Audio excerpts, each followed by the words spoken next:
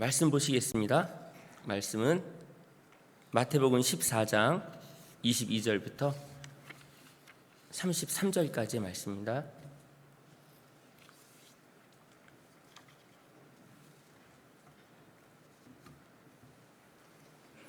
마태복음 14장 22절로 33절까지의 말씀입니다. 제가 지은 성경으로는 신약성경 24쪽입니다.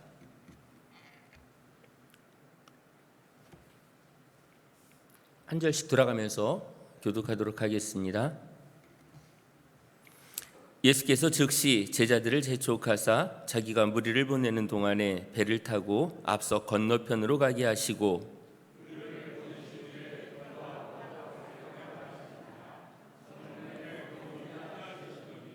배가 이미 육지에서 술이나 떠나서 바람이 거스름으로 물결로 말미암아 고난을 당하더라.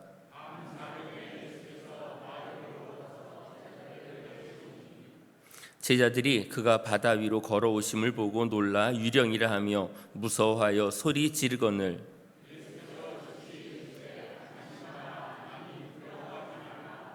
베드로가 대답하여 이르되 주여 만일 주님이시거든 나를 명하사 물 위로 오라 하소서 하니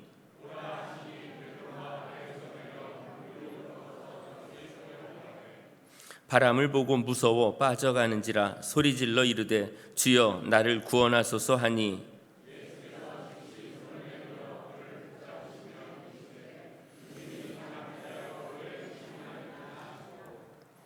배에 함께 오름에 바람이 그치는지라.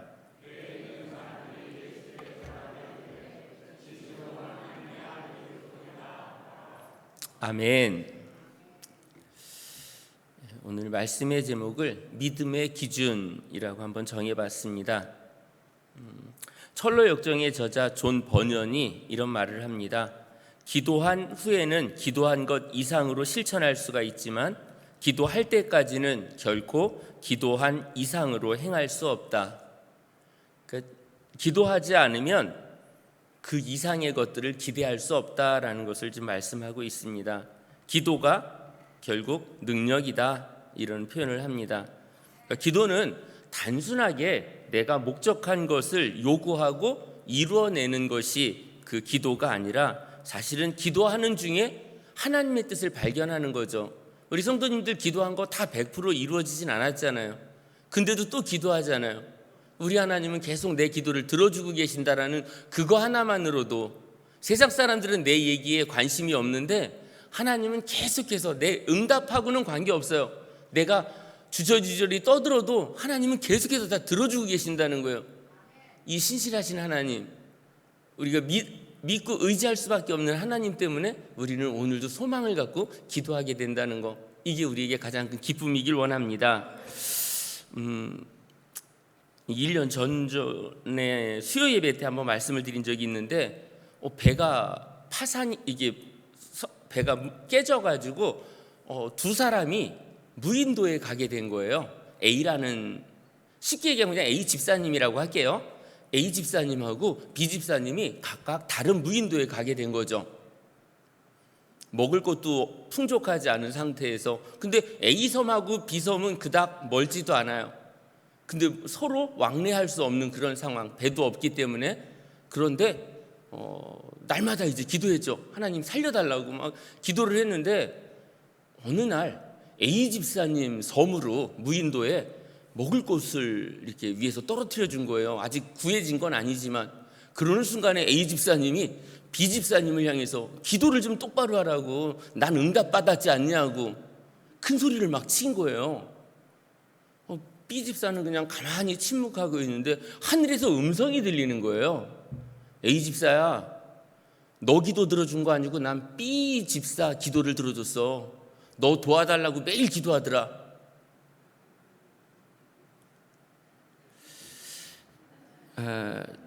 이제 이해하신 거죠?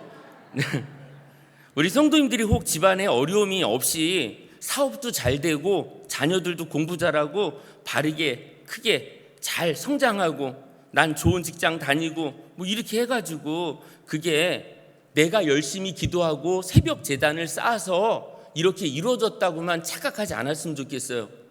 우리 성도님들이 잘 되고 있는 가운데 옆에 계신 장로님이, 집사님이, 성도님이 기도해 줘서 우리 가정이 서 있다라는 거 늘 염두에 두고 살았으면 좋겠어요. 근데 내가 잘 못 살아. 옆에 계신 장로님이, 집사님이 기도 안 해서 그런 거예요. 그러면 우리 안 되는 집안이 있으면 안 되는 거예요. 다 잘 돼야 돼. 왜냐하면 옆에 계신 분들이 함께 기도하기 때문에. 우리 교회는 그랬으면 좋겠어요.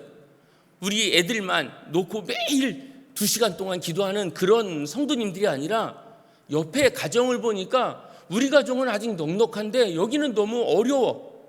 그게 보이면 그 가정을 위해서 기도해야죠.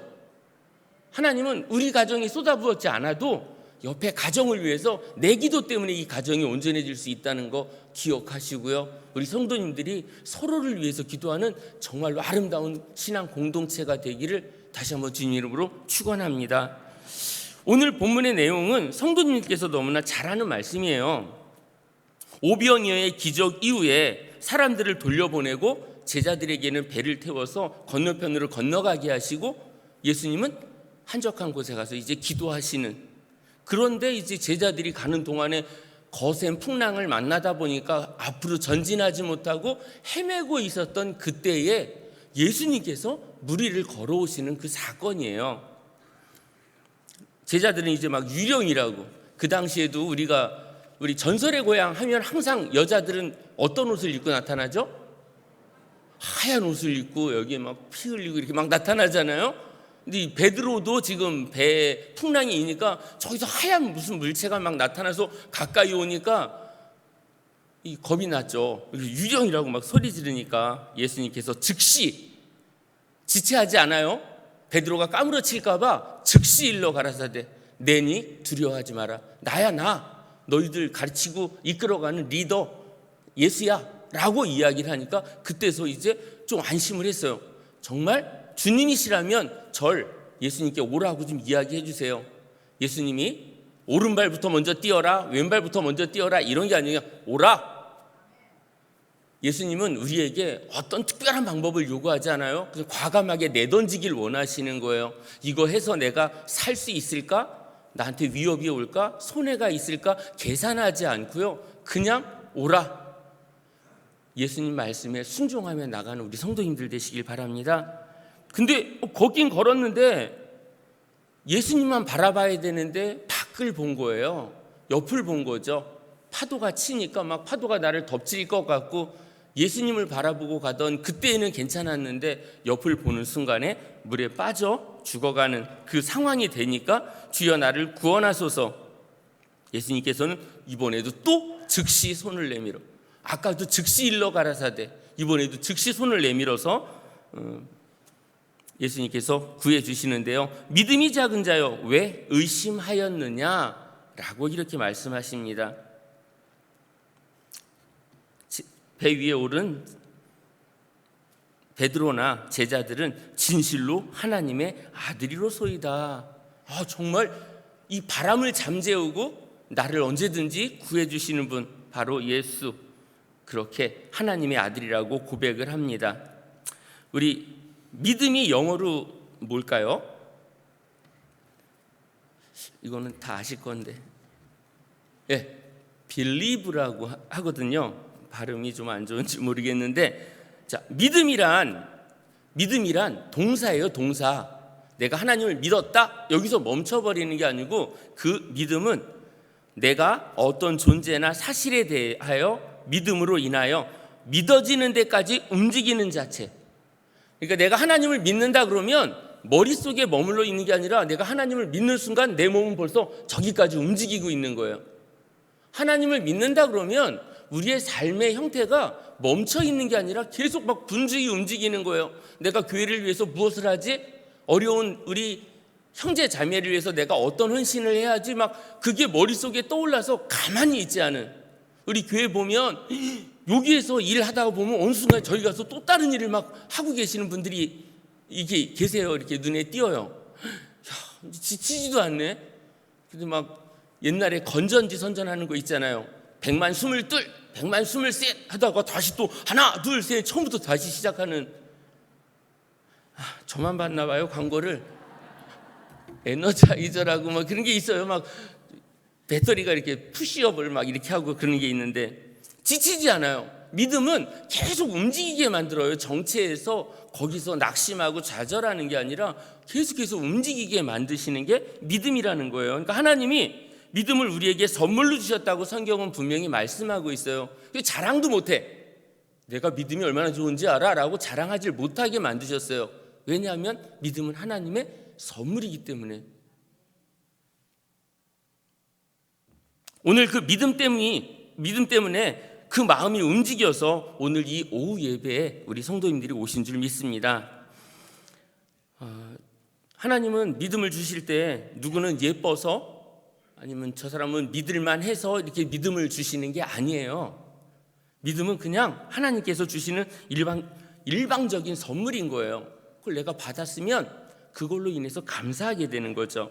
근데 오늘 주님께서 믿음이 적은 자여 왜 의심하였느냐라고 했는데 사실 이 믿음이 적다라고 하는 표현은 적다 아니면 작다, 이게 많다 적다의 어떤 그런 의미만을 얘기하는 게 아니라 믿음이 있느냐 없느냐에 대한 부분이에요. 믿음 요만큼 있으면 뭐 되고 막 그러는 게 아니라 지금 믿음이 있었다면 의심하지 않았을 텐데 믿음이 없으니까 의심하게 된 거거든요. 우리 성도님들 가끔씩 뭐 하면 이런 표현하죠. 요즘은 믿음이 좀 약해져서. 그건 좋은 표현이에요. 믿음이 없는 거죠. 솔직히 표현하면 믿음이 없어서 지금 내가 잘못된 선택하는 거잖아요. 근데도 조금 좋게 포장하려고 하니까 요즘은 조금 제가 믿음이 떨어진 것 같아요. 바닥 났어요. 끝난 거예요 벌써. 근데 그걸 좋게 표현하려고 요즘은 믿음이 좀 약해져서 없는 거예요. 있다 없다로 나눠야 돼요. 요만큼 있으면, 왜냐하면 성경은 겨자씨만한 믿음만 있어도 능력을 행할 수 있다고 분명히 말씀하는 거예요. 우리는 믿음이 없기 때문에 문제인 거지 요만큼 있다? 자동차에도 노란불 이렇게 그 주유량 이렇게 노란불 들어와도 30km는 그냥 가잖아요. 근데 믿음은 아니에요. 없으면 끝이에요. 근데 우리는 계속해서 한 가닥, 그래도 내가 교회를 오늘 갔다 왔으니까 믿음이 있는 것 같은데 아니에요. 있다 없다로 나눠야 돼요. 적다 많다 이걸로 우리를 평가하면 우리가 병들기 쉽거든요. 마태복음 17장 17절에서요 귀신 들린 아들을 주님의 제자들이 고쳐주지 못하는 사건이 있습니다. 주님께서 이제 그들을 향해서 믿음이 없고 패역한 세대여, 믿음이 없다 그래요. 이분들은 믿음을 가지고 지금 이 아이를 놓고 막 기도했어요. 낫게 해달라고 막 했는데 귀신이 쫓겨나가지 않는 거예요. 낫질 않는 거예요. 예수님이 그를 향해서 왜 믿음이 이렇게 적어? 이렇게 얘기하신 게 아니에요. 믿음이 없고 패역한 세대요. 이들은 믿음이 있는 줄 알았어요. 바닥이 난 거예요. 없는 거예요. 너희 믿음이 적은 영혼이라라고 이렇게 표현을 해요. 그러니까 그 다음에 이야기하는 그 부분이 왜 우리는 귀신을 쫓아내지 못했습니까? 그러니까 너희 믿음이 적은 영혼이라. 그러니까 이게 양이 적다 이런 개념이 아니에요. 우리 성령께서는 우리에게 임하실 때 누구에겐 이렇게 크고 누구에겐 작은 게 아니라 성령은 늘 충만이라는 단어를 갖고 우리에게 다가오시는 거예요. 하나님께서는 우리에게 역사하실 때 조금만 역사하시는 하나님이 아니라 그 능력이 이만큼 다이나마이트 터질 것 같은 그 능력을 갖고 우리에게 오시는데 우리가 제한해버리는 거예요. 막 하나님 이 안에 가둬두고 요거밖에 안 되는 하나님으로 우리가 정하는 거예요. 우리한테 문제가 있는 거죠. 마태복음 17장 20절에요 진실로 너희에게 이르노니 너희가 만일 믿음이 한 겨자씨만큼만 있으면 이 산을 명하여 여기서 저기로 옮기라 하여도 옮길 것이요 또 너희가 못할 것이 없으리라. 그러니까 믿음만 있으면 된다는 거죠. 믿음이 적고 큰 거는 중요하지 않아요. 믿음이 있냐 없냐의 문제예요. 마태복음 8장 13절에요 예수께서 백부장에게 이르시되 가라 내 믿은 대로 될지어다. 믿음이 있으면 결과가 나타난다는 걸 말씀하고 있어요. 마태복음 9장 22절에 예수님의 옷자락을 만졌던 혈루증 걸린 여인을 향해서도 예수님께서는 따라 안심하라 내 믿음이 너를 구원하였다. 그러니까 믿음이 있는 사람들에게는 결과가 항상 나타났던 거죠. 마태복음 9장 29절에서도요 두 소경이 예수님을 따라가면서 소리를 지르죠. 다윗의 자손이여 우리를 불쌍히 여기소서. 그를 향해서 예수님이 말씀하십니다. 내가 능히 이 일을 할 줄을 믿느냐? 소경이 말합니다. 주여 그러하오이다. 눈을 만지시면서 내 믿음대로 되라.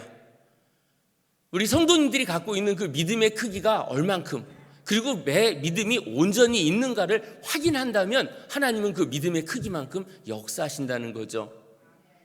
믿으신다면 움직이시고요, 믿으신다면 헌신하시고요, 믿음이 내 안에 존재한다면 감사하시기를 원합니다. 마태복음 15장 28절에서요, 개 취급을 당하면서도 흉악히 귀신 들린 딸 고치려고 끝까지 주인의 상에서 떨어지는 빵 부스러기라도 내가 먹겠다고 하는 심정으로 예수님께 계속 간청을 하니까, 여자야 내 믿음이 크도다, 내 소원대로 되리라. 그 믿음대로 된다는 얘기예요. 너가 간절히 원한다면. 우리 기도할 때요, 오늘 치유해 주지 않으시면 저 죽습니다, 이런 마음으로 기도해야 돼요. 오늘 기도하다가 안 되면 내일 또 한번 기도하지? 안 될 거 머릿속에 계산하고 나서 기도하면 안 된다는 거죠. 기도할 때 오늘이 마지막 드리는 기도입니다, 오늘 안 해주시면 전 안 돼요, 이런 심정으로 기도해야 되는데, 이건 안 될 것 같아, 내가 머릿속에 계산하고 하는 기도는 기도가 벌써 생명력을 잃은 거예요. 오늘 이거 꼭 해주셔야 돼요. 그런 기도를 우리가 지금 드리고 있나요? 한 분만 오늘 안 해주시면 저 안 돼요, 저 교회 안 갈, 여기서 교회에서 안 나가요, 이런 마음으로 기도해야 되는데, 어제처럼 오늘도 녹음기 반복하는 것처럼 계속 재생, 또 재생, 내일도 또 해야지, 될 때까지 한번 해볼까?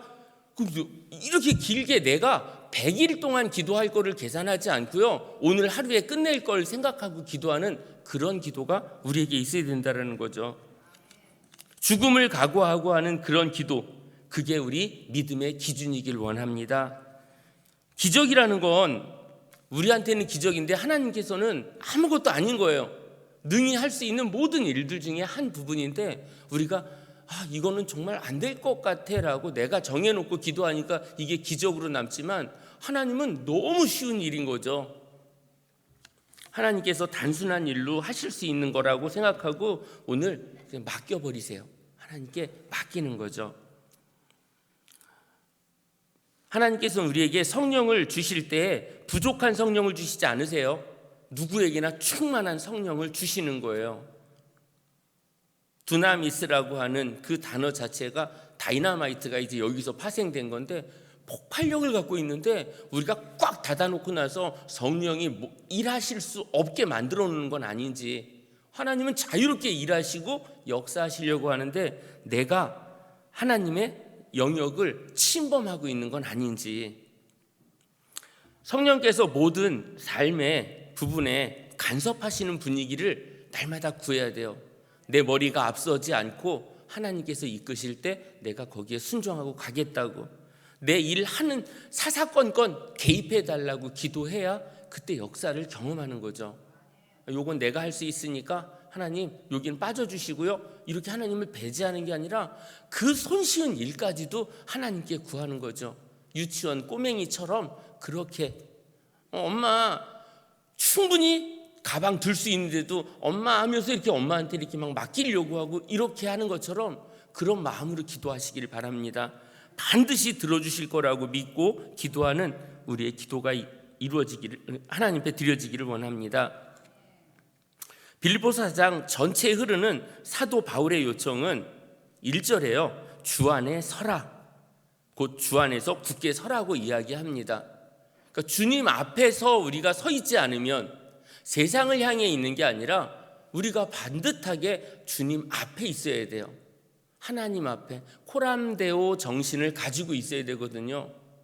하나님이 안 보인다고 생각하고 활동하는 우리의 삶이 아니라 내가 하는 모든 일들을 하나님 지금 보고 계신다라고 하는 걸 늘 기억하기를 바랍니다. 빌립보서 4장 4절에 주 안에서 기뻐하라, 그리고 이제 9절에서요. 배우고 받고 듣고 본바를 행하라. 이거 어디서 많이 들은 것 같죠? 빌립보서 4장 9절에 있는 말씀이 올해 말씀하고도 같이 이어지잖아요. 배우고 받고 듣고 본 바를 행하라. 배우고 확신한 일에 거하라. 이 말씀이에요. 믿음의 사람들은요, 들으면요, 이게 지금 나를 향한 말씀이에요. 이건 김 권사님을 위해서 주시는 말씀이야. 이게 아니라 다 나를 위해서 주시는 말씀이라고 고백하고요, 그렇게 움직여야 되는 거죠. 그리하면 평강의 하나님이 너희와 함께 계시리라, 이렇게 말씀하고 있습니다. 배우고 받고 들었는데, 그리고 또 봤는데 내가 행하질 않아. 그럼 역사는 없는 거예요. 그러나 그대로 행하면 평강의 하나님이 너희와 함께 하실 거다라고 분명히 말씀하고 있습니다. 믿음의 사람들은 깨달은 바대로 움직이는 거예요. 동성교회 표어가 뭐라고요? 올해? 배우고 확신이 들었다면 움직이시는 거예요. 곳곳에서 빈자리가 없이 꽉꽉 채워지는 역사가 올 2025년 동성교회에 아름답게 역사가 일어나기를 주님 이름으로 축원합니다. 하나님께서 우리에게 믿음이라는 선물을 주셨습니다.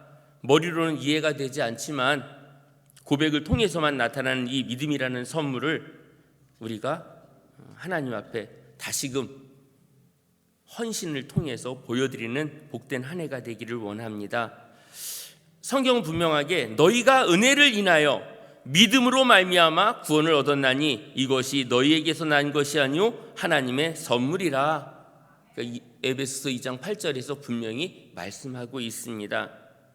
그래서 자랑도 못해요. 우리 성도님들 중에 나만한 믿음 없는 것 같아 그러면서 혹시 어깨가 이렇게 뽕 눈 것처럼 이렇게 탁 올라가 계신 분이 있다면 이제 내려놓으시고요. 믿음은 자랑할 게 아니에요. 주신 거니까 그냥 하나님, 저한테 이런, 전 정말로 의심 많은 사람인데 믿음을 주셔서 내가 천국을 간다라는 그 하나의 소망을 갖고 사는 게 믿음이 아니라, 믿음 때문에 오늘이 행복하고요, 내가 지금 가만히 있을 수가 없어서 내가 어느 부서에 가서 난 일을 해야 돼, 막 이런 마음에 충동이 일어나는 그런 마음이 있는 분이 이제 움직일 때마다 옆에 있는 분이 막 움직이니까 툭툭 칠 거 아니에요. 나도 움직여야지. 그래서 막 움직이다 보면 동성교회 모든 분들이 다 일꾼이 돼가지 않을까 생각이 됩니다. 오늘 분주하게 움직여서 우리 성도님들이 하나님 앞에 더욱 충성하는 복된 한 해가 되기를 원합니다. 히브리서 11장 32절에서 40절 조금 길지만 제가 한번 봉독할게요. 한번 들어주시길 바랍니다. 내가 무슨 말을 더하리요? 기드온, 바락, 삼손, 입다와 다윗과 사무엘과 및 선지자들의 일을 말하려면 내게 시간이 부족하리로다. 저희가 믿음으로 나라들을 이기기도 하며 의를 행하기도 하며 약속을 받기도 하며 사자들의 입을 막기도 하며 불의 세력을 멸하기도 하며 칼날을 피하기도 하며 연약한 가운데서 강하게 되기도 하며 전쟁에 용맹되어 이방 사람들의 진을 물리치기도 하며 여자들은 자기의 죽은 자를 부활로 받기도 하며 또 어떤 이들은 더 좋은 부활을 얻고자 하여 악형을 받되 구차히 면하지 아니하였으며 또 어떤 이들은 희롱과 채찍질 뿐 아니라 결박과 옥에 갇히는 시험도 받았으며 돌로 치는 것과 톱으로 켜는 것과 시험과 칼에 죽는 것을 당하고 양과 염소의 가죽을 입고 유리하여 궁핍한 환난과 학대를 받았으니 이런 사람은 세상이 감당치 못하도다. 저희가 광야와 산중과 암혈과 토굴에 유리하였느니라. 이 사람들이 다 믿음으로 말미암아 증거를 받았으나 약속을 받지 못하였으니 이는 하나님이 우리를 위하여 더 좋은 것을 예비하셨은즉 우리가 아니면 저희로 온전함을 이루지 못하게 하려 하심이니라. 아멘. 믿음의 사람들이 그 증거를 약속했던 걸 다 받지 못했대요. 이 표현을 현대인의 성경에서 이렇게 말씀하고 있습니다. 이 사람들은 끝까지 하나님을 믿었으므로 하나님께 인정을 받았습니다. 그러나 약속하신 것을 전부 다 받은 것은 아니었습니다. 이 땅을 살면서 다 받지는 못했대요. 그 믿음 좋은 사람들도. 그럼 40절에요. 하나님께서는 우리를 위해 보다 더 좋은 것을 준비해 두신 것을 그들에게도 주시려고 기다리라고 하셨던 것입니다. 이 땅을 살면서 100가지 기도를 드리면 100가지 응답을 다 받지는 않지만 유보해 두신 분명한 이유가 있고요. 그래서 우리는 또 하나님을 절실하게 찾게 되는 겁니다. 기도 응답을 받아야만 믿음이 좋고, 기도 응답을 받아야만 내가 참다운 하나님의 자녀다라고 확신하는 그런 부분이 아니라, 기도의 응답은 늘 유보할 수 있어요. 우리가 가지고 있는 믿음이라는 건 단지 천국을 가게 해달라는 그 티켓, 이거 나 믿음이 있어서 난 천국은 확보해 놨어, 이 정도로 믿음을 이야기하려는 게 성경은 그게 아니거든요. 우리에게 성령을 허락하시고 믿음을 선물로 주신 하나님께서는 능히 세상과 싸워 맞짱 뜨고도 남음이 있는 능력을 우리에게 주신 거거든요. 단지 천국을 보장받았으니까 끝, 이게 아니에요. 구원파가 아닌 이상 내가 구원받았다면 우리는 움직여야 돼요. 믿음의 사람들은 그 동사에 맞춰서, 믿음은 동사라고 했잖아요. 움직이는 거예요. 계속 확신을 뛰어넘어서 죽음 앞에서도 소망이 사라지지 않는, 천국을 난 확보했어, 이걸로 끝나는 게 아니에요. 죽을 각오가 되어 있을 때 그 믿음이 살아있는 믿음이라는 거죠. 세상은 이해할 수 없어요. 우리가 하는 이런 행동에 대해서. 아니 뭐가 그렇게 좋다고 잠 안 자가면서 그렇게 교회에서 봉사하고 막 헌신하고 하냐. 물질도 없으면서 어떻게 그렇게 매일 가난한 사람들을 나눠주고 섬기고 막 이렇게 하냐라고 하지만, 내 안에 천국의 소망이 넘쳐 흐르니까 가만히 있을 수가 없는 거예요. 그렇게 움직이게 하시는 성령님 때문에 나는 힘들고 나는 나약해지고 하는데 계속 새 힘을 공급해 주시는 그 하나님을 우리가 날마다 경험하기를 원합니다. 믿음의 기준은요, 죽음을 준비하는 마음이에요. 믿음이 있다라고 해서 11조를 많이 드리고 감사헌금을 많이 드리고 교회 출석 횟수가 많고, 이게 믿음의 기준이 아니라, 내가 여러 가지 여건으로 올 수 없는 그 상황에서도 난 오늘이 마지막 날이다, 생의 마지막 날이라고 생각하면서 하루를 사는 삶. 우리 성도님들이 오늘 예배 내일 또 드리고 내일이 또 올 것 같지만, 솔직히 내일 아침에 눈을 뜬다는 보장은 아무도 못 하잖아요. 그래서 내일 아침에 새벽 예배를 올 수 있도록 눈이 떠지는 게 얼마나 감사한 일이에요. 큰 일들이 이루어질 때 그때 감사하는 게 아니라, 이렇게 작은 소소한 일들이라고 하지만 소소한 일들이 아니에요. 밤새 하나님은 새벽을 준비하고 계셨다는 거죠. 그냥 우리는 눈을 뜨니까 새벽이구나라고 하지만, 하나님은 우리를 위한 시간을 밤새 준비하고 계시는 거예요. 그래서 맞이하는 새벽이라고 생각하면, 새벽이 딱 눈에 뜰 때 막 감격해야 되거든요. 식탁 위에 막 우리 여자 성도님들이 다 음식을 준비하긴 하지만, 딱 식탁을 놓고 봤을 때 농부들이 땀 흘리지 않았으면 이 음식이 어떻게 여기 오고, 어부들이 열심히 고기를 잡지 않으면 이 식탁에 어떻게 물고기들이 올라올 수 있겠어요? 돌아보면 이 모든 것을 주관하셨던 하나님, 그래서 생선이 보이고 밥이 보이는 게 아니라 여기에 함께 하셨던 하나님이 먼저 떠오르는 삶, 이게 믿음의 삶이라는 거죠. 우리 성도님들이 작은 것 하나에 계속 감사가 막 입에서 막 넘쳐나는 거예요. 저는 넘어질 뻔하다가 이렇게 딱 안 넘어지면 하나님 감사합니다. 우리 성도님들 많이 하시잖아요. 성도님들 믿음 없는 분들 많이 그러잖아요. 탁 넘으면 아버지 이렇게 막, 안 해봤나 봐요. 근데 뭐가 되면 이게 다 하나님의 은혜라고 그냥 입술이 계속 그렇게 되는 거죠. 뭐 떨어뜨리려고 하다가 탁 잡고 막 그러면 하나님 감사합니다. 뭐 하나라도 하나님이 결부되는 그런 삶이 믿음의 삶인 거예요. 교회 와가지고 막 이렇게 요 일 할 때만 기쁘고 집에 가서는 막 원망하고 불평하고 한다 그러면 조금 전에 했던 거는 의미가 없어지는 거죠. 근데 여기서나 분주하게 움직여도 입술에서는 감사가 떠나지 않는 삶, 이게 믿음의 삶의 모습이라는 거죠. 죽을 각오로 뛰어갔던 사람들, 오늘 핍박이 올 거 뻔히 아는데 내 몸이 반쪽이 나요. 톱으로 켜가지고 몸이 반쪽이 난다는 걸 알면서도 그 믿음을 지키는, 그러니까 믿음은 죽음을 각오할 때 믿음이 생명력을 갖는 거예요. 오늘 단지 유령이 나타나서 막 살려달라고 이렇게 구하는 그런 거는 믿음의 축에도 못 끼는 거예요. 오늘 내가 죽겠다고 각오하는 그 순간에 믿음은 생명력을 갖게 된다는 걸 기억하시기 바랍니다. 오늘 주님을 위해 죽을 각오가 주님으로부터 마음속에 선물로 받아들여지었습니까? 라고 이렇게 질문을 하면 아멘으로 대답을 하셔야 돼요. 주님을 위해 죽을 각오가 돼 계신가요? 죽을 각오를 하셔야 돼요. 살려고 하는 게 아니라 죽으려고 해야 돼요. 예수님 이름으로 죽을 각오를 할 때 그 믿음은 생명력을 갖게 되는 거예요.